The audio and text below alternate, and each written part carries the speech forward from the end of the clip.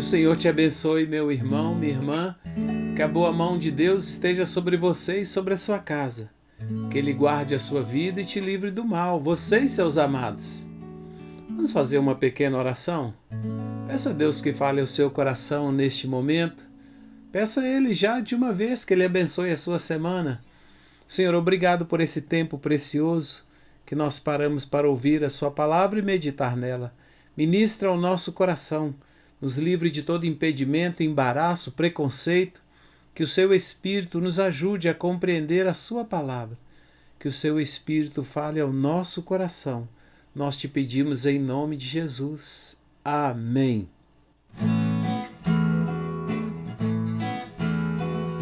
Os guerreiros se preparam para a grande luta. É Jesus o capitão que avante os levará. A milícia dos remidos marcha impoluta, certa que a vitória alcançará. Eu quero estar com Cristo, onde a luta se trava.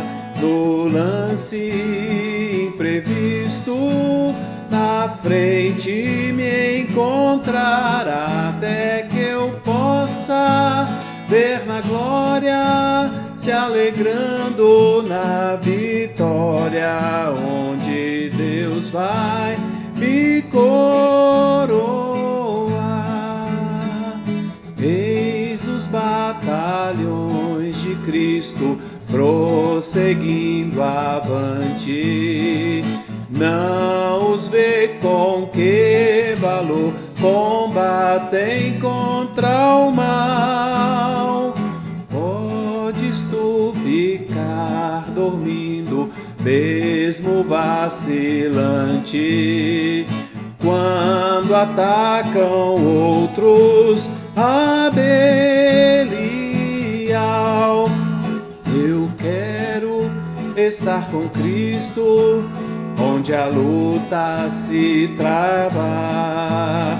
No lance imprevisto, à frente me encontrará, até que eu possa ver na glória, me alegrando na vitória, onde Deus vai me coroar. Dá-te pressas, não vaciles, hoje Deus te chama para vires pelejar ao lado do Senhor. Entra na batalha onde o fogo mais inflama e peleja contra o vil tentador. Eu quero estar com Cristo, onde a luta se trava. No lance imprevisto, à frente me encontrará, até que eu possa ver na glória, me alegrando na vitória, onde Deus vai me coroar. A peleja é tremenda, torna-se renhida, mas são poucos os soldados para a batalha. Oh, vem libertar as pobres almas oprimidas, de quem furioso as quer tragar. Eu quero estar com Cristo, onde a luta se trava. No lance imprevisto, à na frente me encontrar, até que eu possa ver na glória, me alegrando na vitória, onde Deus vai me coroar.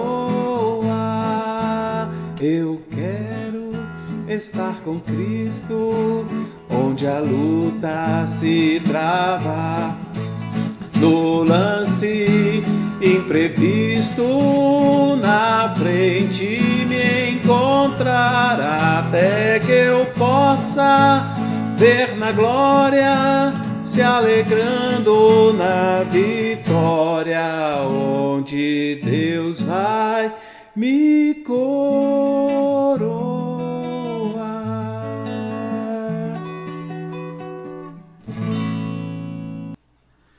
Evangelho de Lucas, capítulo 4. Vou ler apenas os versículos 1 e 2. Está escrito assim: Jesus, cheio do Espírito Santo, voltou do Jordão e foi guiado pelo mesmo Espírito no deserto durante 40 dias, sendo tentado pelo diabo. Nada comeu naqueles dias, ao fim dos quais teve fome. Logo após o batismo, o Evangelho diz, não apenas o Evangelho de Lucas, mas Mateus também registra e Marcos, que Jesus, após o batismo, foi levado pelo Espírito Santo, onde permaneceu sem comer durante 40 dias, e ao final desses 40 dias, Jesus foi atacado pelo diabo. Não é especificamente sobre as tentações e esse encontro de Jesus, mas eu quero, a partir deste texto, falar com você a respeito do diabo, de Satanás. O diabo é real, é uma entidade, um ser que se rebelou contra Deus. A Bíblia nos faz saber que ele é real, que ele está vivo, que ele está solto, ele está livre e ele age contra o povo de Deus.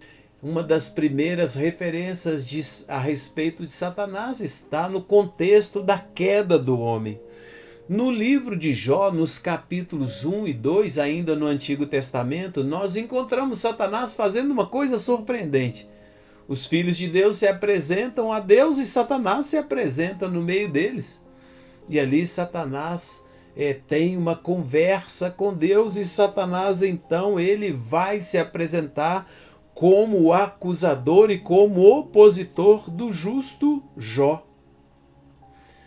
Nós encontramos várias referências a essa figura, ao nosso adversário, o nosso acusador, o sedutor das nações, como está escrito lá em Apocalipse. Nós encontramos várias referências a ele. No Novo Testamento nós vamos encontrar, como foi lido, Satanás confrontando Jesus. Olha, se o nosso adversário, o diabo, teve a ousadia e a coragem de confrontar Jesus, de se apresentar para Jesus e confrontá-lo, é claro que ele fará as mesmas coisas conosco no Novo Testamento. Entretanto, o que Jesus faz? Se no Antigo Testamento a atuação de Satanás, do diabo, é mais dissimulada, no Novo Testamento a atuação dele é explícita. Os Satanás e os demônios aparecem de maneira explícita muitas vezes no Evangelho, e ali Jesus expõe então a identidade de Satanás e qual a obra dele. O Senhor diz que Satanás, em João 8,44, o Senhor diz que ele é homicida desde o princípio e que ele é o pai da mentira. Em João, Jesus diz que a obra dele é roubar, matar e destruir. Então o que Jesus faz é deixar bem claro que nós temos um adversário, que nós temos um inimigo, que ele anda pela terra e que ele vem. É importante você notar que o texto da Bíblia diz que o diabo vem, não diz que ele veio ou que ele virá, diz que ele vem. Nesta presente era que nós vivemos, que a Bíblia chama de últimos dias, que o apóstolo João chama de última hora, Paulo chama de últimos dias, como temos falado aqui, o diabo vem. Ele vem para quê? Jesus diz, para roubar, matar e destruir. As epístolas do Novo Testamento, as cartas do Novo Testamento falam da atividade de Satanás, retratam Satanás como uma entidade maligna que busca acusar, perturbar e desviar os discípulos de Jesus ou desviar a humanidade do caminho e da presença de Deus. Em 2 Coríntios, no capítulo 11, no versículo 14, Paulo adverte que Satanás se disfarça, ele engana, ele seduz, ele se transforma em um anjo de luz. Não é de se admirar, porque o próprio Satanás se transforma num anjo de luz. Se ele é o mestre do engano, ele é o enganador, ele é o sedutor. Nesse papel dele de enganar, de seduzir, de confundir, de lançar confusão e dúvida, Satanás tem, a Bíblia diz, o poder de se transformar em um anjo de luz. O apóstolo Paulo, escrevendo aos Efésios, no capítulo 6, nos versículos 11 e 12, diz que Satanás arma ciladas contra os filhos de Deus. Satanás, ele prepara emboscadas, ele faz armadilhas, ele tem os estratagemas para enganar o povo de Deus. Efésios 6, 11 e 12, revestivos de toda a armadura de Deus para poderes ficar firmes contra as ciladas do diabo. Se você for pensar nas cartas, as cartas do apóstolo Paulo, a carta de Pedro, as cartas de Tiago, às quais eu vou me referir aqui, elas foram escritas após a ressurreição de Jesus, às vezes 15, 20, 30 anos após a ressurreição de Jesus, foram escritas dentro deste contexto espiritual que nós estamos vivendo. Que contexto é esse? Jesus está ressuscitado, assentado à direita do Pai, reinando, já tomou as chaves da morte e do inferno, venceu a morte e o inferno, derrotou o diabo. Porém, quando os apóstolos falam de Satanás, eles falam de alguém que está em operação. Ele está livre e ele está em operação. E a advertência é: cuidado. Se vistam da armadura de Deus, se revistam da armadura de Deus. Vestir, revestir, mesma coisa. É o sentido de vestir mesmo. É claro que isso tem uma linguagem, nós tratamos disso lá no nosso curso sobre oração, tem um módulo inteiro sobre a armadura de Deus. Mas o apóstolo Paulo: se vistam da armadura de Deus, fiquem preparados para vocês ficarem firmes contra as ciladas do diabo. A Bíblia nos faz saber então que o diabo, ele prepara ciladas. Como que Satanás age? Satanás age na história, nas circunstâncias, nos detalhes, nas vulnerabilidades, dentro do nosso contexto familiar, dentro do nosso contexto de trabalho, nas circunstâncias do nosso dia a dia. Hoje eu estava conversando com uma criança no supermercado e o motorista chegou atrás de mim e deu uma buzinada assim forte, pá! Eu virei assim, olhei para ele, ele falou comigo assim: eu buzinei assim, foi para te assustar. Aí eu olhei para ele assim, não dei muita bola para ele não, fiz assim, um sinal com a cabeça e continuei conversando com aquela criança que tinha me pedido na porta do supermercado um biscoito. Ô moço, me dá um biscoito? Eu, dou, como que você chama? Aí ele falou para mim o nome dele, eu estava conversando com ele ali. Então, são essas circunstâncias do dia a dia que vão proporcionar situações ciladas, laços, dependendo da maneira que você está. Se você não está vestido com a armadura de Deus, se você não está vigilante, como disse Pedro, você pode cair numa armadilha naquela hora. É Pedro, primeira carta de Pedro, capítulo 5, versículo 8, Pedro apresenta Satanás como um terrível predador que espreita, que anda em derredor, procurando uma oportunidade. 1 Pedro 5, 8, 9, sede sóbrios e vigilantes. O diabo, vosso adversário, anda em derredor como um leão que ruge, procurando alguém para devorar. Olha, Pedro apresenta Satanás como um predador, rodeando a presa, esperando uma oportunidade para dar o bote. E essas oportunidades vão surgir dentro da nossa casa, no nosso relacionamento com as pessoas, com o nosso chefe, na rua, no nosso trabalho, atendendo uma pessoa, no trânsito, em tantas situações e circunstâncias, essas oportunidades podem surgir. Tiago, capítulo 4, versículo 7, nesse texto, nós que cremos em Cristo somos instruídos a nos submeter a Deus e a resistir ao diabo. Tiago diz assim: sujeitai-vos, portanto, a Deus, mas resisti ao diabo, ele fugirá de vós. E a Bíblia nos faz saber que o diabo está vivo, que ele está livre e que ele arma ciladas, que ele espreita como um predador e que nós devemos nos fortalecer no Senhor e resisti-lo firmemente. E ao longo da história da igreja não existe muita alteração na visão apostólica, bíblica apostólica, a respeito de quem é Satanás, da identidade e do propósito de Satanás. Quando nós olhamos a evolução histórica da compreensão da identidade e da atuação do diabo, nós vamos encontrar na maior parte dos séculos uma coerência a respeito de quem é Satanás, de como ele atua e de como nós devemos resistir a ele. Assim, se você pegar, por exemplo, os pais da igreja, se você olhar Agostinho, embora Agostinho falasse que o mal é a ausência do bem, não é isso? Uma definição clássica de Agostinho a respeito do mal. Ele diz que o mal é a ausência do bem. Quando o Agostinho fala do diabo, ele fala de uma figura, de uma entidade, de um ser criado que tenta os humanos a cometer pecados e a se afastar de Deus. Agostinho fala do diabo como alguém real, vivo, livre, que tenta e que leva os seres humanos, a humanidade, a se afastar de Deus. Se nós pegarmos dentre os pais da igreja o famoso boca de ouro, João Crisóstomo, ele acreditava que os demônios podiam tentar as pessoas, mas que não podiam forçá-las a pecar.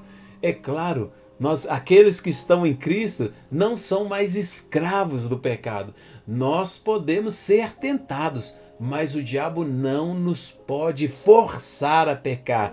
E eu estou lembrando aqui da oração do Pai Nosso, né? Que o Senhor nos ensina a orar: não nos deixe cair em tentações. O João Crisóstomo, ele disse que a virtude e a retidão, juntamente com uma vida consagrada, são consideradas por ele como defesas contra as investidas do maligno. Se nós dermos um salto na história e pararmos lá nos reformadores, nós vamos encontrar Martinho Lutero.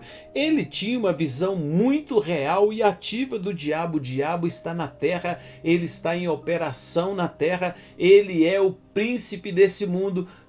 Lutero acreditava que Satanás dominava o sistema, dominava a estrutura, inclusive a igreja. Por isso ele trava uma batalha. A batalha de Lutero é uma batalha contra as trevas, contra o império das trevas. Se nós olharmos para outro reformador, João Calvino, ele viu o diabo como um inimigo perigoso. Ele ensinava: cuidado, Satanás, o nosso adversário, é perigoso.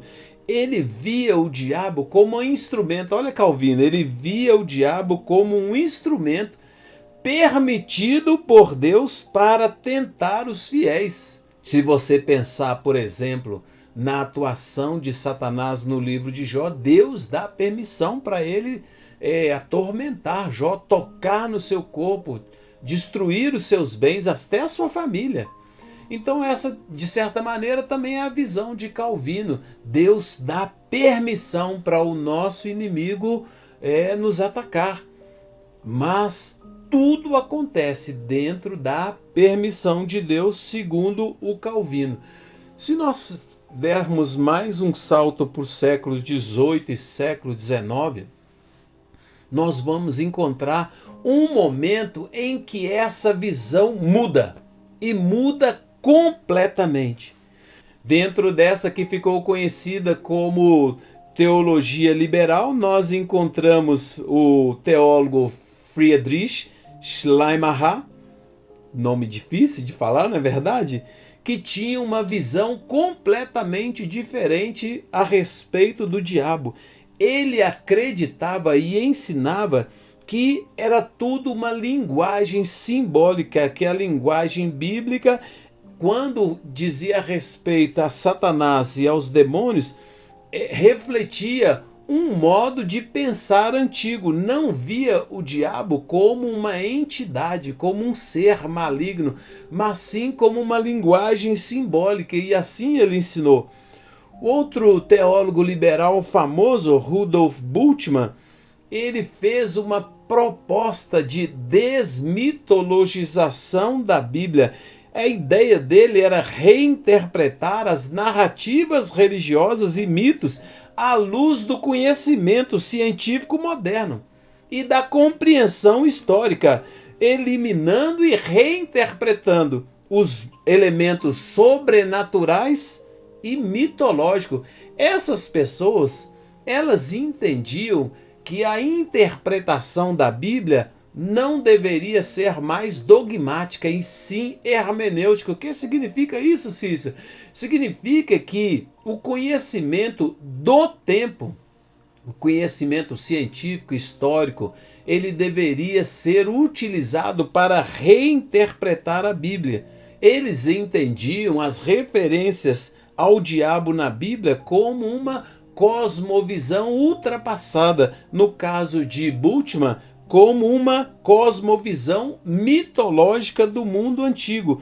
Para eles, para Bultmann especificamente, o diabo representava aspectos, simbolicamente representava aspectos profundos e prejudiciais da natureza humana. E aí você percebe que a visão muda completamente. Você pega Jesus e os apóstolos. Ele se refere ao diabo como um ser, como uma entidade real, viva, e que opera no mundo para desviar as pessoas do caminho de Deus, para perverter e afastar o homem de Deus. Você pega os pais da igreja, eles vão falar a mesma coisa. Você pega os reformadores, todos eles têm uma visão de Satanás como alguém que existe, que é real e que ataca a humanidade, especificamente a igreja, para afastá-la da presença de Deus, colocá-la em rebelião contra Deus. E agora você tem, dentro do liberalismo, uma visão completamente diferente.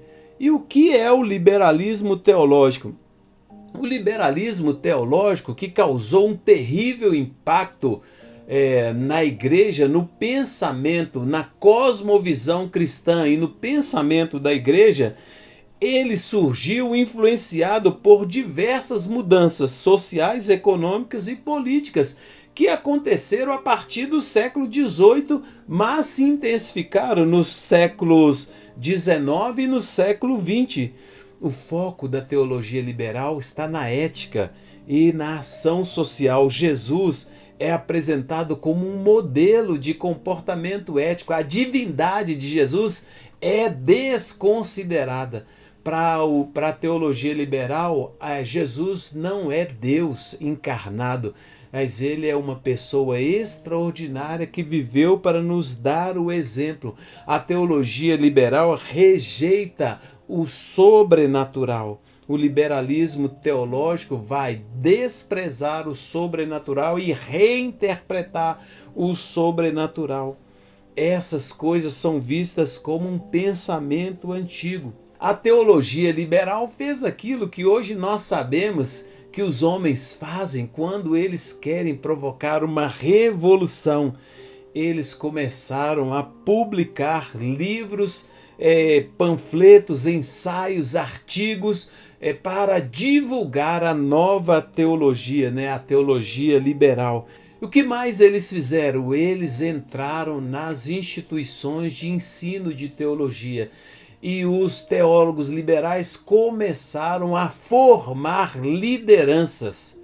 começaram a formar os pastores, os professores, os teólogos. E aí você tem umas coisas estranhas, né? Você tem às vezes dentro de uma denominação ou dentro de uma comunidade um teólogo liberal, um pastor, um líder que é teólogo liberal, e você tem uma igreja, um rebanho que acredita na palavra de Deus, na literalidade da palavra de Deus, que acredita nos milagres, na ressurreição de Jesus, na Trindade. Os liberais vão desprezar tudo isso, eles vão desprezar a ressurreição de Jesus, os milagres de Jesus, eles vão desprezar a Trindade, Satanás, eles vão desprezar os anjos, para eles nada disso é real. Aí você terá, muitas vezes, formado nesses seminários ao longo de um século, a formação de teólogos liberais, de pastores liberais que vão produzir um estrago, um impacto muito forte na igreja, porque a igreja vai desaprender a como operar no mundo espiritual. A igreja não sabe mais identificar padrões de ataque de Satanás. A igreja não sabe mais, muitos não sabem mais se defender.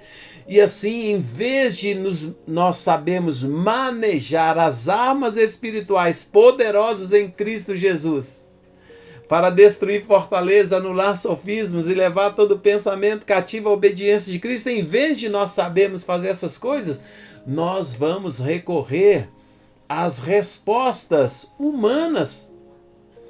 E assim, muitas pessoas atacadas por Satanás, afetadas por demônios, se tornam viciadas em medicamentos, se tornam deprimidas e não sabem identificar situações e circunstâncias de operação das trevas em suas vidas, não sabem se defender. Infelizmente, nós desaprendemos ou não aprendemos ou não cremos mais em determinadas coisas que são tão claras, em determinados ensinos que são tão claros na palavra de Deus e na história da igreja. O impacto disso tudo na igreja foi devastador. Uma igreja frágil, uma igreja fraca, uma igreja que não consegue identificar os padrões de ataque, que não sabe se defender, que não consegue, que cercada por um predador terrível, conforme a Bíblia diz, como um leão que anda ao derredor, não sabe se defender. Se Tiago fala, sujeitai-vos a Deus e resistir ao diabo, as pessoas nem acreditam que ele existe. Como que eu vou resistir a uma coisa, a um ser que eu nem acredito que ele existe, entendeu? Ficou fácil para ele, não é verdade? Como que eu vou me defender de ciladas se eu nem acredito que o diabo existe? Se o diabo não existe, ele não arma cilada. Como que eu vou ser sóbrio, vigilante e estar atento a este que anda ao derredor se eu não acredito que ele existe? Se a Bíblia diz que ele vem para roubar, matar e destruir, mas eu não acredito que ele existe, então como que eu vou me defender de uma coisa que eu entendo, que eu penso que é irreal? E aí você vê o grave problema que nós estamos nele. Nós pegamos a vantagem que o Senhor Jesus nos deu, armas espirituais, armadura, a autoridade de reis e sacerdotes. O Senhor venceu o diabo, nós não somos mais escravos do pecado, não estamos mais, nos transportou do império das trevas para o reino do Filho do seu amor. O Senhor nos deu a vantagem tática e nós passamos essa vantagem, fomos enganados, iludidos por Satanás. Quando eu paro para pensar nessas coisas, eu penso lá na parábola do joio e do trigo, né? O Senhor Jesus, ele semeia o trigo, a boa semente, mas vem o inimigo durante a noite e semeia o joio. E o joio cresce ali no meio do trigo, e as pessoas olham para o joio e elas acham que é trigo, mas não é trigo, é joio. E as pessoas correm o risco de serem enganadas, como temos sido enganados a respeito de Jesus, da ressurreição, dos anjos, dos demônios, de Satanás, de sua atuação, de sua identidade, de como nós podemos e devemos nos resistir e nos defender Como que está a situação da teologia contemporânea? A teologia contemporânea é uma confusão. Mas nós temos boa teologia contemporânea. Se você pegar, por exemplo, os teólogos reformados, eles são uma teologia muito boa. Gosto muito de ler Timothy Keller, R.C. Sproul, John MacArthur, e eles todos vão retomar essa visão, a visão dos pais da igreja, a visão apostólica de que Satanás é um ser vivo, real, está livre e opera para desviar os filhos de Deus da presença de Deus. E assim você pode, por exemplo, o Timothy Keller, ele vê o diabo como um ser pessoal e real que busca frustrar os planos de Deus e levar os seres humanos à desobediência. O R.C. Sproul, ele vê o diabo como um adversário poderoso, mas que já foi derrotado em Cristo. Ele adverte os cristãos, o Sproul, nos seus estudos e ensinos, a permanecer vigilante, né? Sóbrios e vigilantes, ali como Pedro diz. Nós precisamos aprender novamente a respeito de quem é o diabo, de como ele atua e como eu posso me defender contra ele. Nós precisamos reorientar a nossa cosmovisão, a nossa forma de ver o mundo, as Escrituras, de nos relacionar com Deus e com Cristo e com a palavra de Deus, que é a verdade. Nós, se quisermos nos defender, se quisermos viver a vida que Deus propôs, se quisermos agir como exército de Deus, nós precisamos ser treinados novamente. Uma palavra difícil, né? Nós precisamos ser reevangelizados. Nós precisamos muitas vezes ser novamente recristianizados. Precisamos ser educados novamente. Muitos cristãos no mundo, eu não estou falando da realidade específica da sua comunidade de fé, mas se nós olharmos a igreja no mundo, nós precisamos de uma reevangelização. Nós precisamos de um novo Pentecostes. Alguém fala já numa nova reforma, ou nós podemos pensar num novo Pentecoste, num novo derramar do Espírito. Nós precisamos da misericórdia, da graça e do socorro do Senhor. Como nós podemos recuperar a ideia de que nós estamos no meio de uma guerra, que nós somos combatentes num campo de batalha, travando uma batalha contra o mal? E a cada dia, enquanto nós não reconhecemos isso, a cada dia o mal progride, as trevas progridem. E nós começamos a ver coisas que nós não víamos e nós ficamos assustados de como Satanás está se manifestando explicitamente por meio de marchas, por meio de manifestações nas redes sociais, por meio de templos de adoração e tantas coisas que nós começamos a ver e nós ficamos impressionados, né? O assunto do nosso tempo agora é o comércio, né? O tráfico de crianças e o comércio de crianças para fins macabros, demoníacos. Porque nós estamos vivendo dias tão maus. Como a igreja pode reagir a tudo isso? Nós precisamos que o Espírito Santo nos treine, nos dê entendimento, nos treine novamente para essas coisas. Vamos orar. Senhor, tenha misericórdia de nós. Compadece de nós segundo a sua misericórdia. Tira de nós toda a incredulidade. Senhor, que o seu Espírito Santo fale ao nosso coração, que o Senhor nos capacite para ser e viver da maneira como o Senhor quer, para viver a vida que o Senhor propôs, para compreender as coisas. Nos ajude a andar no Espírito, nos ajude a ser homens e mulheres espirituais que somos guiados pelo Espírito. Nos dê discernimento, Deus, das coisas espirituais.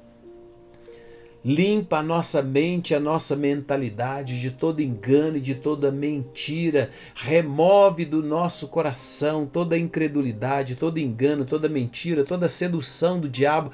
Senhor, abre a nossa mente para que possamos compreender as coisas espirituais. Senhor, abre os nossos olhos para que possamos enxergar as coisas espirituais. Espírito Santo querido, nos ajude, levanta no nosso tempo homens e mulheres cheios do Espírito, que andam no poder do Espírito, que treinam a sua igreja, assim como Deus há 2 séculos se levantaram, meu Pai, pessoas, e para confundir a sua igreja, para trazer perturbação e confusão. Senhor, levante mestres, levante pessoas, homens e mulheres cheios do seu Espírito, Deus, para dirigir a nossa oração. Capitães de 50, capitães de 100, capitães de 1000, levanta no nosso tempo, Pai, líderes, lideranças, para, Senhor, marchar sobre a terra, para travar, ó Deus, as batalhas que nós precisamos travar, para fazer a sua vontade, para saquear o inferno e povoar o céu. Levanta, Deus, no nome de Jesus, homens e mulheres que se colocam na brecha, que se colocam sobre os muros, que, ó Deus, guerreiam as guerras do Senhor, não contra carne e sangue, mas contra principados, potestades, forças espirituais do mal nas regiões celestes. Senhor, nós te pedimos, abençoa a sua igreja, abençoa o meu irmão, a minha irmã, que a boa mão do Senhor esteja sobre ele. Eu sei, Deus, que não são muitas pessoas que vão ouvir, assistir esse vídeo, mas que o Senhor separe aqueles aos quais o Senhor quer levantar, aos quais o Senhor quer alertar. Senhor, que a trombeta toque e o seu exército se levante e faça isso para a glória do Senhor. E eu te abençoo, meu irmão, minha irmã, com a bênção do Deus Todo-Poderoso, o Pai, o Filho e o Espírito Santo. Que o Senhor te abençoe e te guarde, que o Senhor faça resplandecer o seu rosto sobre ti e tenha misericórdia de ti. E que o Senhor sobre ti levante o seu rosto e te dê a paz. Que você possa ouvir a trombeta tocar e se preparar, porque os dias são maus.